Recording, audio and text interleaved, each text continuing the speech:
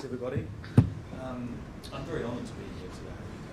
Thank you for inviting me. It's a pleasure to be here, and thank you all for coming. Special thanks to Jenny for emceeing today, to Alan for his words of introduction, and to McMurtrie and Ahmed Polat for all their work in making this event possible.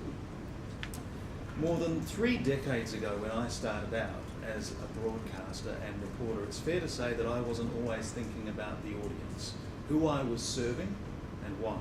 I was young. Reporting was a great adventure. It was a thrilling thing to do, to find things out and tell people about it.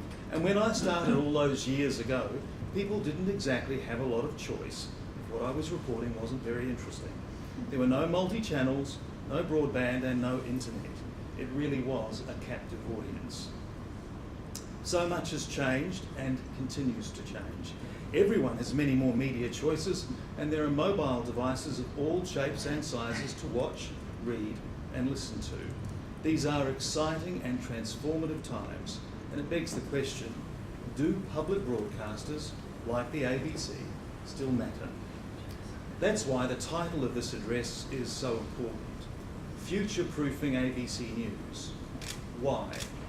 Well, it isn't just so that people like me can have a job and continue doing what we love doing. That isn't nearly good enough. Which is why the rest of the title is what's most important. How the national broadcaster is meeting changing audience needs. Because public broadcasting only matters if it makes a difference in people's lives.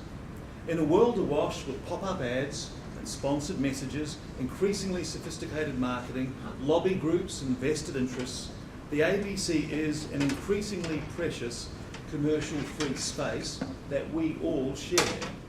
It is independent, it is trusted, and in a fragmenting and noisy digital world, it connects Australians and Australian communities. But that still isn't good enough. We have to be relevant. We have to provide original and distinctive content. We have to tell Australian stories. We have to tell your stories. Audiences have to be at the centre of every programming and editorial decision we make. And if I'm honest about it, we have a significant challenge to address to meet that obligation. It's a problem we share with other media organisations, but I think there's a special onus on us to address it. We have a diversity gap. If we're going to be relevant to all Australians, then we need more diverse newsrooms. We need to broaden the range of stories we pursue, and we need to do more to reach new voices to tell those stories. I'll have a bit more on that later. I do want to introduce myself a bit more. As Jenny said, my formal title at the ABC is Head of News Gathering. What that means is I oversee our news reporting for television, radio and digital. And that includes being in charge of all the ABC's international reporting across our 11 overseas bureaus. I'm also currently acting as Director of News in a caretaker capacity since our former Director, Kate Tawney, left last month. I'm sure it won't surprise you to learn that I didn't sign up to be a news manager when I started my career. I wanted to be a reporter. That was all I was interested in. And I'm sure it also won't surprise you to learn that there are days when I would much rather be back out on the road. I'm a migrant, I'm a dual citizen and New Zealander by birth. I began as a cadet journalist at Radio New Zealand and went on to be a radio and television news and current affairs reporter. I was posted to Sydney by Television New Zealand as a foreign correspondent and travelled widely in Southeast Asia and to Antarctica, which I can report is a breathtaking place, very cold. Australia's been more or less my home base now for 25 years. My other roles at the ABC have included being a New South Wales state political reporter, a reporter and bureau chief in the Canberra Press Gallery, and as Jenny noted, I was very lucky to work in Washington. In fact, I had 2 stints as Washington correspondent. I was obviously greedy. The first time I was there was from 1997 to 2001, and I went back for a second posting in 2010. In all of our careers as reporters, there are stories that stay with you that resonate, and I will always remember covering the Columbine high school shootings, where traumatised American teenagers were bereft after 2 of their number walked into school one day and ruthlessly shot and killed so many before taking their own lives. At the time, everyone thought US gun violence couldn't get much worse. Well, we were all wrong.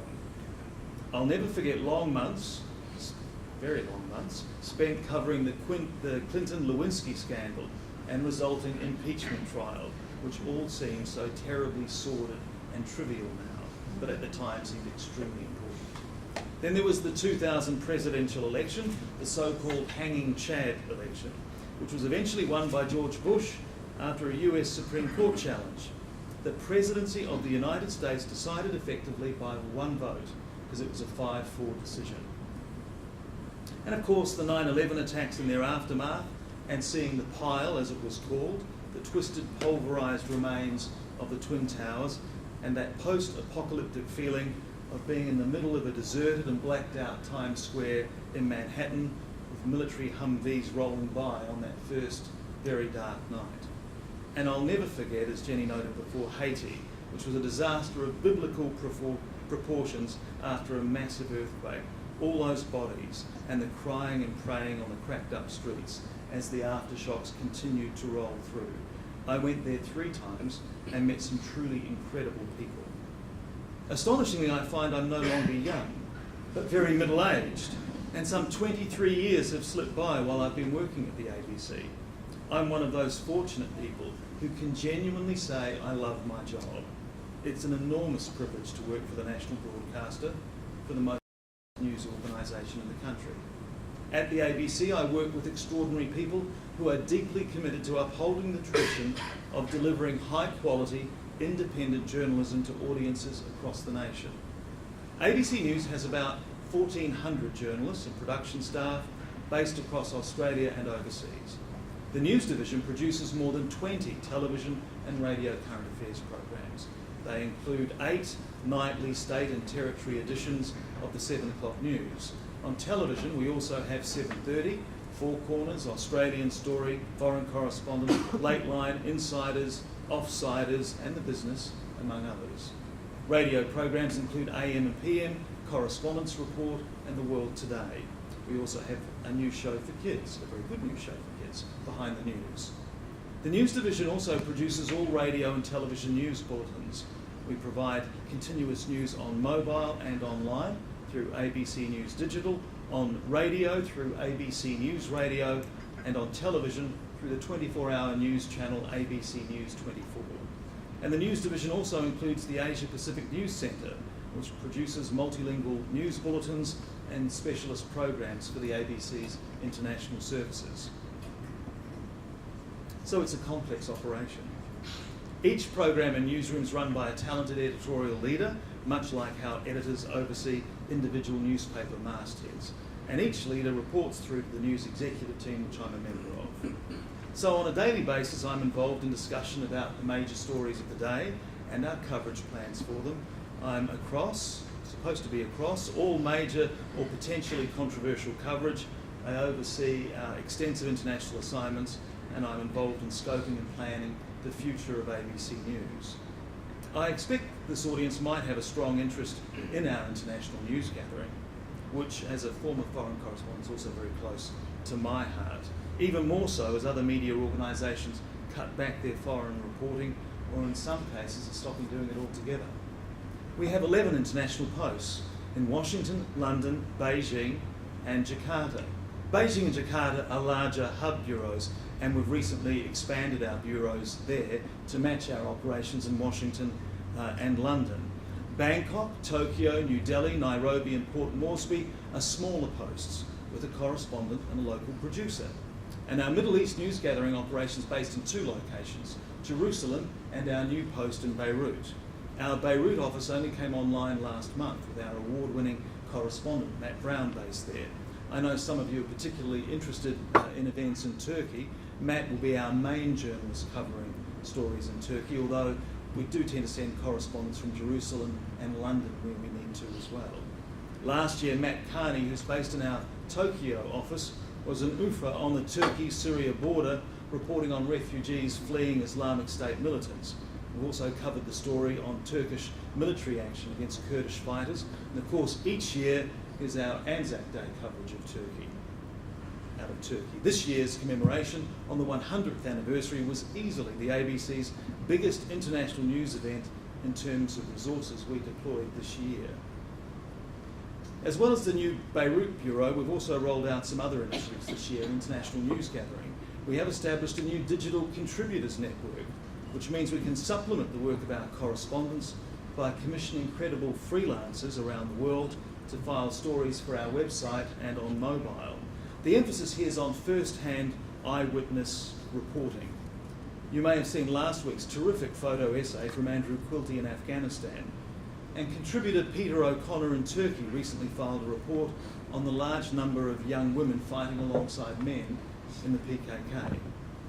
And still to come, the highly distinguished correspondent Phil Williams, who most recently has been our long-serving London bureau chief, has just been appointed to the new position of the ABC's chief foreign correspondent, which means he can anchor foreign coverage from Australia, adding his analysis and insight, as well as travelling to big overseas stories to add to our reporting firepower.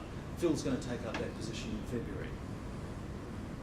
The aim of all these measures is to enhance our capacity for original reporting and continuous news coverage from around the globe, and make our international operations more responsive, with greater flexibility to be on the ground and where the major news breaks. The ABC was founded in 1929, and since then it has in fact undergone constant change. It started out as a rip and read radio service, kind of regurgitating newspaper reports, and then moved into television, black and white and then colour, and now online, adapting to meet changing audience needs and riding each new technology wave. As you might imagine, 86-year-old organisations, like people, aren't always as nimble as they need to be, and adapting to meet new audiences is a constant challenge.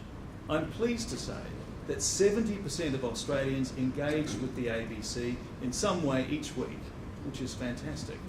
But the expectation to demonstrate our relevance and our value for money has never been higher. In an environment like this, more than anything, we need a clear sense of direction, a strategy that identifies our priorities and the targets by which we'll be measured. Earlier this year, the ABC's Managing Director, Mark Scott, defined our goal as being the place where people go to find Australian conversations and Australian culture, to be the home of Australian stories. As part of this specifically, the ABC aims to increase the proportion of what it spends on content to more than 80% of our total budget. But at the very time the challenge for media organisations is getting bigger, in a sense, our funding and our workforce is getting smaller. Last year was a challenging year for public broadcasting, as it was for many sectors. As you'll remember, a year ago the ABC's international service Australia network was closed after the federal government ended its funding. Soon afterwards, the federal government announced a further budget cut to the ABC of about $200 million over 4 years. In November, Mark Scott outlined the ABC's strategy for responding to the budget cuts. It was painful and challenging. Understandably, the headlines focused on redundancies and cutbacks. But these are the realities facing all media organisations, and we're certainly not immune. We are being asked to do more for our audiences with less. To make sure we're delivering on that, recently the News Division commissioned an independent analysis of our news operations over the past 5 years. In fact, this analysis is so recent, this is the first time, I think, that it's been spoken about publicly. The findings were very good. In a nutshell, it found that over the past 5 years, ABC News has significantly increased its output of television and radio news and current affairs, and has also grown its audience reach, while at the same time substantially reducing costs. Specifically, ABC News has increased its output of television and radio news and current affairs content by 52% over the past 5 years, while reducing costs by more than 20%. Over that period, total consumption hours of our TV news and current affairs content increased by 65%. This is partly due to the launch of our continuous news channel, News 24, in July 2010, and to News Radio moving into the News Division at the beginning of this year. A major part of our current focus is in investing in our digital operations, our delivery of news and current affairs online and through mobile devices. Why the focus on digital? Well, consider these key points from the latest Reuters Institute Digital News Report. which was released just a few weeks ago. 44% of Australians now say that their main source of news is the internet. In the 25 to 34-year-old demographic, that figure rises to 68% of Australians now saying that their main source of news is the internet. And for a lot of those people, it's Facebook. In Australia, TV and social media are now the most common ways of getting news. 59% of Australians get their news on their phones, the highest rate of all the 12 countries in the Reuters survey. More than 1 million Australians already come to ABC News on digital outlets each day. And to give you a sense of that, that's roughly comparable to our audience for the 7 o'clock flagship television news program. We've lifted from 7th to 3rd most visited site in the Australian news market in under 3 years, behind only News Corp's news.com.au and Fairfax Media's smh.com.au, and we're still growing. As of March, the ABC reaches 27% of the nation's digital audience. 2/3 of that audience is for news content. The ABC's target is to achieve 40% reach by 2017, and that's very challenging, with news contributing the vast majority of that, 34%. So to achieve that, ABC News has to lift and reach more people each and every month. We aim to achieve this through trusted journalism, which is always our number one priority, as well as understanding the audience's needs and cutting-edge digital delivery of stories and content. The audience demand is unmistakable. At ABC News, as at all media organisations, we have seen stunning growth in digital. Over the past 5 years, average weekly visits have grown by 74%, to 8 million per week. Average user hours are up 142% to 24 million. Online monthly reach is up 54% to 2.8 million, and we now publish 250,000 articles a year online and on mobile. Importantly, a survey of 2,000 people, which was just conducted by a research company in August and September, found that the ABC News website scored the highest for fair and impartial content. That is just as important to us as user numbers. It's sometimes easy to get lost in all the audience metrics and data.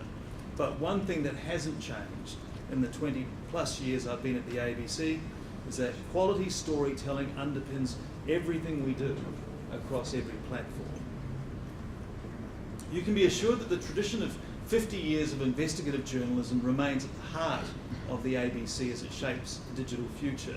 The rich, distinctive reporting from programs such as Four Corners and 7:30 will be as accessible online and on mobile as it is on the television schedule. For 86 years, that content has underpinned the ABC's reputation for world-class journalism, and I'm proud to say that the news teams I help lead are producing stronger journalism than ever across broadcast, online, mobile and social platforms at any time of the day or night.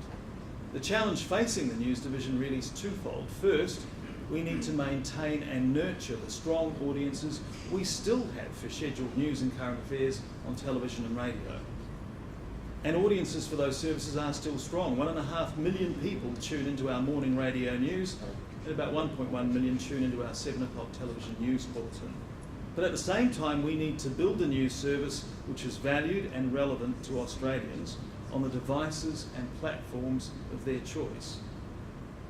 The transformation in terms of the way we work as content makers and the way we think about serving audiences is nothing short of remarkable. No change is easy. In fact, it requires bravery. And I think the ABC is a brave organisation in many ways.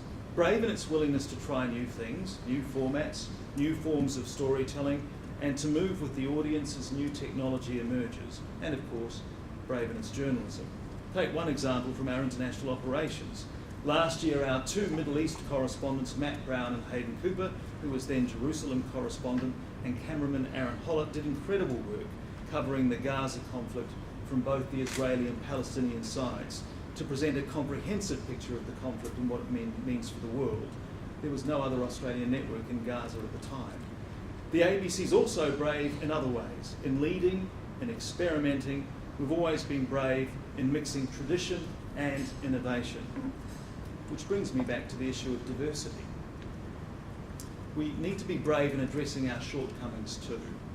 Our newsrooms are reaching out to make new connections and find new voices. We're raising awareness with program makers within the ABC about the need to lift our level of on-air diversity. We're partnering with some schools to engage a new generation in thinking about the media, because we need to find the next generation of journalists from all parts of the community who can broaden our worldview and ensure the ABC remains relevant. And I need your help on that. If you know of a young person, looking at you guys, with a keen open mind and curious nature, I would urge you to apply for our cadetship program. The selection process is tough, but I know from first-hand experience of being an ABC reporter is very rewarding. We current custodians of the ABC are keenly aware of our responsibility to uphold the reputation and the standards set by our predecessors, while also helping to shape the future of this great Australian institution. Sitting back and resting on our laurels would be the easiest thing to do. It would also be a terrible mistake. It would result in a weaker, less vital ABC. When I started as a reporter all those years ago, my first mentor told me I had to imagine I was in a noisy place talking to one person who was slightly hard of hearing, and my job was to keep that person's attention. Well, today we have to do more. Today it has to be a two-way conversation, a partnership. We need to listen as well as talk. I think these days of digital transformation represent an unrivaled opportunity, but to ensure ABC content remains compelling and relevant, we do need to work harder on engaging communities and serving all of Australian society. And to do that, we'll need your help.